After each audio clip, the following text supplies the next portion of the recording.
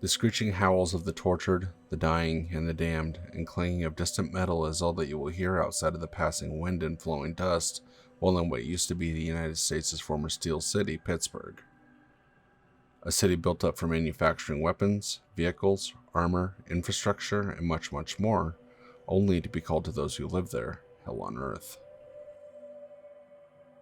A war rages between two factions, the Union and the Fanatics. The Union we will possibly cover in another video. For now, our attention focuses on the ruthless, disturbing, yet mysterious Fanatics. This video will contain spoilers from the Pit Expedition. If you haven't played through this yet, or not gotten to this point in your playthrough, this is your warning. We are first introduced to the Fanatics in the expedition mission, Union Dues. While we are in the pit, we meet a band of Union freedom fighters and saboteurs who are trying to seek refuge and aid from the Fanatics. We complete a series of tasks to help the Union, but while we can engage the Fanatics, their dialogue is most interesting.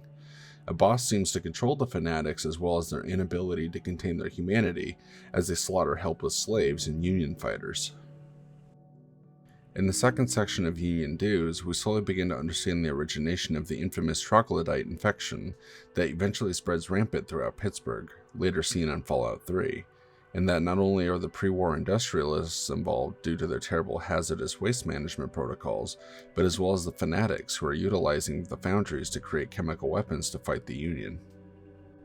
After completion, we then move on to the second part of the Pit Expedition, called From Ashes to Fire, where we help freedom fighters of the Union. While helping them, we enter a large canyon network known as the Trench, where the Fanatics have planted their various bases and defenses against the Trogs. We later enter the sewer system and end up what it appears to be a former Catholic church, to locals known as the Sanctum. The Fanatics seem to have taken over what was the Union base and is using it for themselves, housing slaves, prisoners of war, and for their own amusement, torturing and practicing cannibalistic behaviors. Towards the end of the mission, we fight a Fanatic foreman whose terminal tells us that for each one that falls, a new one takes its place. The foremans also discuss that they have no idea who their bosses even are to begin with, and that sometimes they question their organization, but then they simply dismiss it by simply stating they are the ones who are surviving and they simply don't care other than that. One could simply paint the Fanatics as another raider or slaver group. However, theory suggests that something else might be in play. Our attention returns its gaze to before the war. Pittsburgh, as it is in our own universe, is an industrial city. At the top of the food chain are the corporate entities. They control and manage who gets what materials in the business side of matters. Looking towards the events post the Great War, the Fanatics are enslaving war survivors, Union freedom fighters, and anyone else to work in the foundries and steel mills throughout Pittsburgh. But for what reason? What reason would a bunch of raiders and mindless killers have to continue to run the mills? Some could speculate that they simply want the weapons, armor, and other various schematics and plans built to maintain the status quo of rule and control.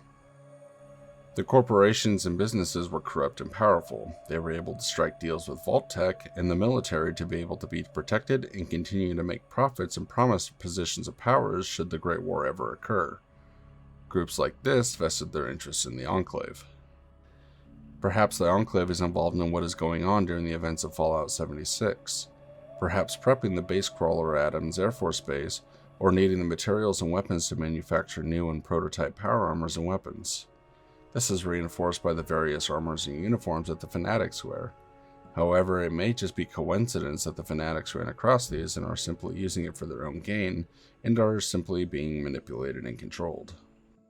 Another theory suggests that perhaps the corporation owners simply wanted total control over the population and were using and manipulating the locals into working in the mills as a way of projection of power.